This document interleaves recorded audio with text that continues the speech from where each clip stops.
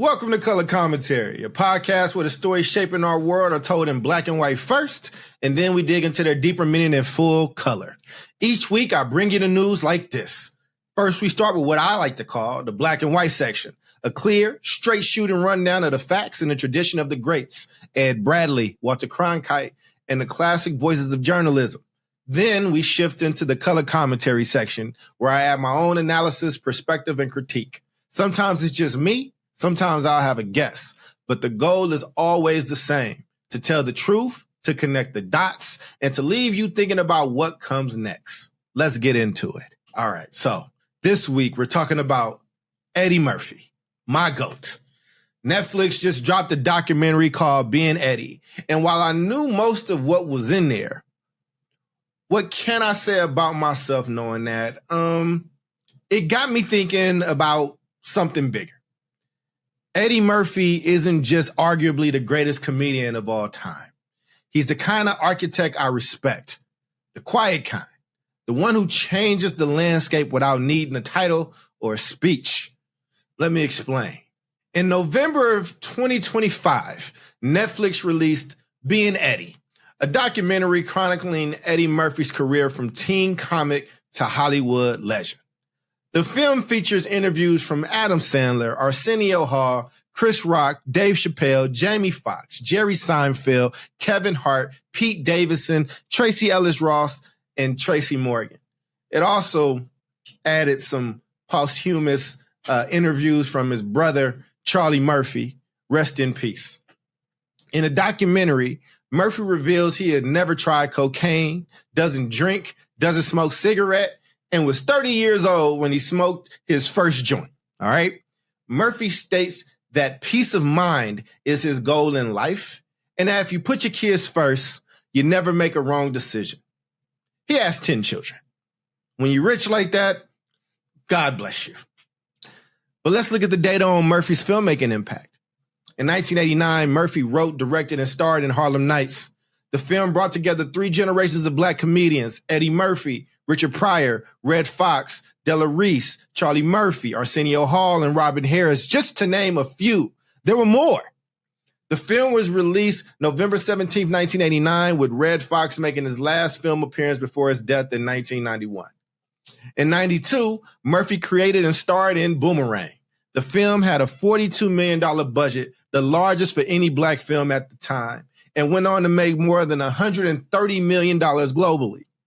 The film received an infamous review calling it a science fiction film because those writers didn't know about any successful black companies. Critics at Papers of Record suggested that the lack of white characters in significant roles was fantasy. Director Reginald Hudlin, Reggie Huddy, I like to call him Reggie Huddy, but director Reginald Hudlin responded to LA Times critic Kenneth Turin, stating that a movie showing successful African Americans in the business world offended Turin because there aren't enough white people in it. Here's the career launch data.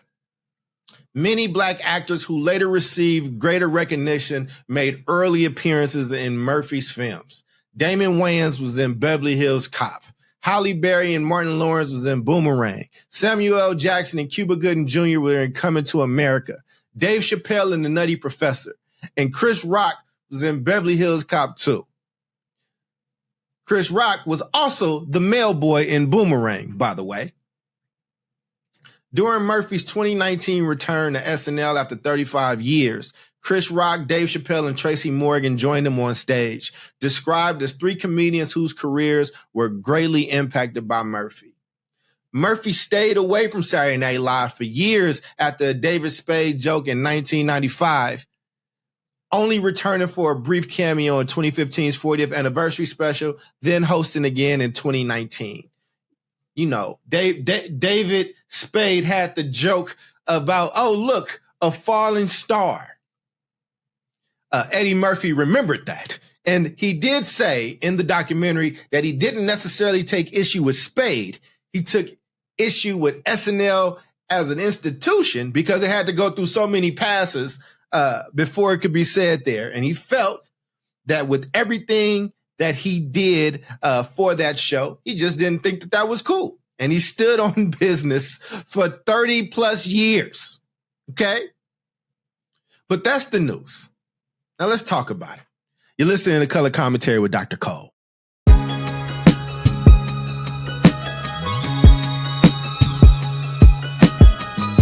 Listen, I have a few different thoughts on this story. First, let me tell you why Eddie Murphy is on my Mount Rushmore, okay? And listen, I'm just using Mount Rushmore as because you all understand what people mean when they say the Mount Rushmore. I know I got more than 4 people, okay? Somebody's gonna email me and tell me that whatever. But I digress. Let me tell you why Eddie is on it for me. So here's who I just hold. These are my favorite people in their respective industries, okay? It's Michael Jordan. It's Eddie Murphy. It's Michael Jackson. Mike Tyson. Oh, and it's Janet Jackson. I love Janet Jackson so much. I still love Janet. Janet Jackson is my favorite woman. Like, she is like one of my favorite people, okay? The love I have for her will never, ever fade, all right? But these are my GOATs. And after watching Being Eddie, I realized something. Eddie might be the most quietly impactful of them all. Not because he branded himself as an activist or a revolutionary, but because he changed systems while most people just saw jokes. Now, I have a hot take here. I think the word activist has lost some of its teeth, man. I mean, we put it on everything now. There's so much performance around it that sometimes the title gets louder than the work. And Eddie has just never chased that label. He wasn't giving keynotes about liberation, which I like keynotes about liberation. So it's not shade towards that. But if you look at how he changed television, how he reshaped Hollywood, and how he might be forever shadow banned from ever winning an Oscar, how he used his leverage to bring more Black people into the industry and to bury and pay off the debts of his comedy heroes, that impact is undeniable. I want to honor that. Let's start with what happened in 1992. Eddie Murphy releases Boomerang. It's a romantic comedy where Black people are executives, entrepreneurs, and power brokers.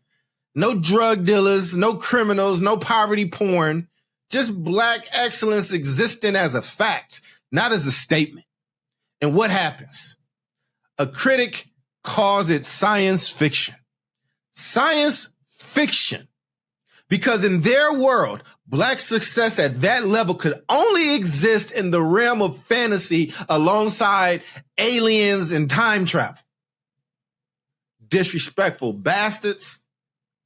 Here's the first lesson Eddie gave me. Be confident in your purpose. Know what you're doing and who you're doing it for. And do not feel compelled to explain it to everybody. Boomerang was activism without the speech. It centered Black excellence and called it normal. It had people in HBCU shirts and sweatshirts and showed them in charge. And the fact that some critics read that as fantasy was not Eddie's problem to solve. But here's what's powerful about Eddie's response, or lack thereof. He didn't write op-eds. He didn't do the talk show circuit defending himself. He just kept making movies. He addressed it when somebody asked him about it on late night TV, made it funny, punched them, you know what I'm saying, metaphorically, and kept it pushing. And in those movies, he kept hiring Black talent before they were actually Black talent. Think about this timeline. Chris Rock was nobody when Eddie put him in Beverly Hills Cop 2 in 87. Halle Berry was unknown when she got Boomerang. Now, people knew who Halle Berry was, but Boomerang kind of took it from being, oh, is that Halle Berry lady to that's Halle Berry. Do you understand? He put Halle Berry and Robin Givens next to each other. And he showed like different types of Black women in power and in charge. He made 3-dimensional characters, man. And Halle Berry became, a household name. And she still is one. I'm not saying that Eddie Murphy made her a star. I'm simply saying that he helped out a lot. And I say that respectfully. I think Miss Berry would say that too, but I don't know because I don't know her. would love to know her. So, Miss Berry, if you see this, I say this with all due respect. I would love to know if you consider Eddie being like, a big arbiter of your success to come. Either way. Martin Lawrence, same movie. Also, Martin Lawrence is now his brother because Eddie's kid and Martin's kid have gotten married, and soon they'll be having little funny ass babies. That baby is going to have the DNA of two of the funniest Negroes of all time. I'm sorry. I just want to know how funny this child is going to be. I hope the children, I hope they go into some kind of entertainment. But anyway, I digress. Dave Chappelle got his first real shot in The Nutty Professor. Samuel L. Jackson and Cuba Gooding Jr. coming to America. Eddie was running a whole underground railroad of black talent, moving them from obscurity to opportunity. That was lesson 1. Lesson 2. Push your talent and do not be afraid to fail in public. Eddie takes big swings. Harlem Nights, Boomerang, Coming to America. These were not small, safe movies. And sometimes the swing misses with the people holding the scorecards, but when he connects, he changed culture, man. And let's not talk about the soundtracks. All the soundtracks are bangers. Boomerang soundtrack gave us Tony Braxton. You can't do that if you plan it not to lose. This is not a prevent defense type of career. And he did it without a single hashtag, without a movement name, without a nonprofit, just commerce and creativity. He's just that talented and thoughtful. Now, Harlem Nights might be the most misunderstood movie in black cinema history. Also, it is one of my favorite movies. I don't give a damn what critics say. I love Harlem Nights. I watch it all the time still. So quotable. But Eddie managed to put Richard Pryor, Red Fox, and himself, 3 generations of black comedy royalty, in the same film. It's like having Malcolm, Martin, and Obama in the same room. It wasn't just a movie. It was a historical document, all right? Red Fox died in 91, and Pryor's health declined after the film due to multiple sclerosis, MS. RIP to both those legends. This was their last dance, and Eddie orchestrated it. Third lesson. Spend your clout on your people. Eddie was not just building a resume. He was building an ecosystem. When you get power and you are still the only one eating, that is not success. That's hoarding. Coming to America needs its own conversation. Since 1988, man. Eddie creates a film where the richest, most sophisticated characters are African royalty. They are black royalty. The barbershop scene alone, okay? It brought you in to these black male spaces where philosophy, sports, and straight up lies just get to coexist. He was capturing the beauty and the brilliance of the black barbershop. Long before barbershop, which I also got to show a lot of love to. Prince Hakeem wasn't coming to America to escape poverty or war. He was coming to find love and authenticity. He was choosing to work at McDowell's. And as the movie would tell you, not to be mistaken for McDonald's. They're two very different things. There's absolutely no copying happening between McDowell's and McDonald's. And if you don't get that reference, damn it, then you got some cultural homework to do. All right? It's a different kind of story, man. And let's talk about the casting. James Earl Jones and Matt Sinclair as the king and queen, man. Darth Vader was the king, son. All right? They were so regal in those roles that Disney, you know that little company with the mouse? That ain't so little, that's actually one of the biggest companies in the history of the planet. They were so regal that Disney cast them as Mufasa and Sarabi in The Lion King. You understand what this lowly little black movie hit?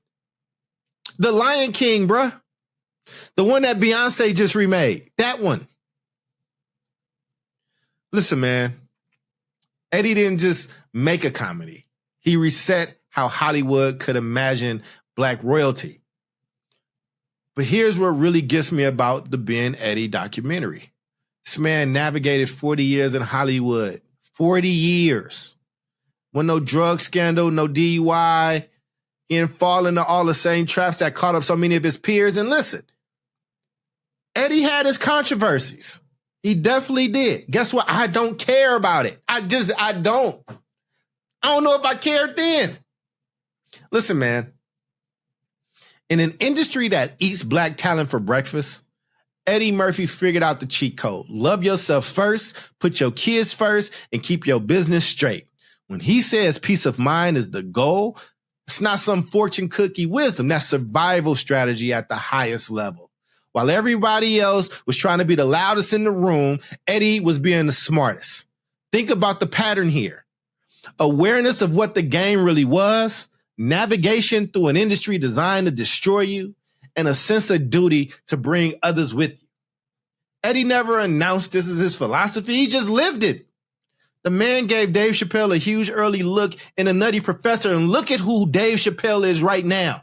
That's why Dave Chappelle would drop every and anything if Eddie Murphy picks up the phone. Eddie Murphy's doing SNL, Dave Chappelle and Chris Rock are there. Dave Chappelle is the biggest thing in comedy since Eddie Murphy. And he's doing this documentary. Dave drops everything and says, I'm doing that damn documentary for Eddie. Nah, man.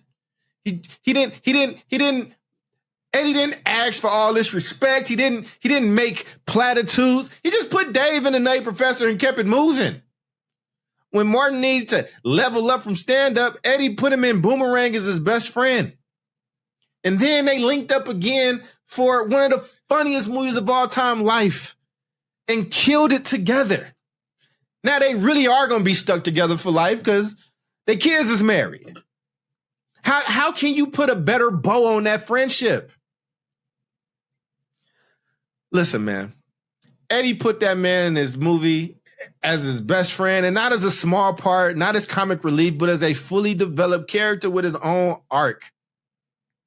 Boomerang was so special to me because he had these different type of Black women and these different type of Black men. You had the suave, like super dope, successful Eddie Murphy. You had David Allen Greer as this sensitive, like in touch with himself, Black man and his emotions. You had, man, Martin Lawrence was like the pro-Black, you know what I'm saying? They would call him Hotep today. Spears. Asparagus Spears. Why they gotta be Asparagus Spears? It's racial. And if you don't get that reference, refer to my first time saying this, okay? Listen, man, I know we're in a time and place in society where you can't show love. They call it meat riding and all that stuff, man.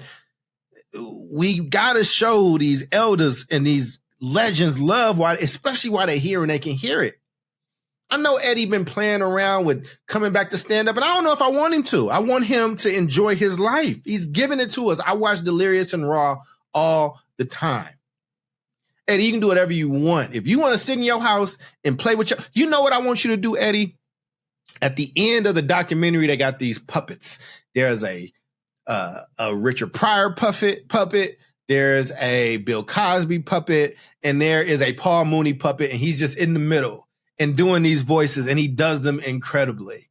And it was so funny in the little 3 minutes to 5 minutes that it was on air. If Eddie wants to just come back and just do a show with them puppets,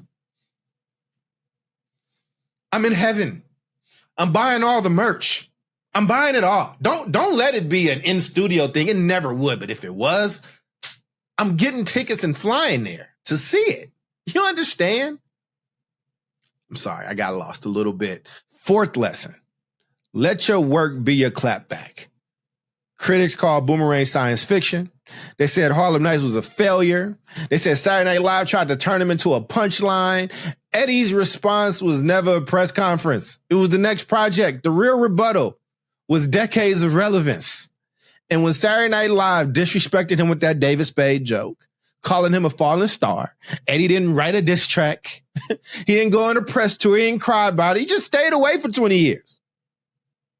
And then he came back on his own terms when he was ready. I think I said more like 30 years later, maybe 30 years, but multiple decades is a long time. All right. He stood on it too.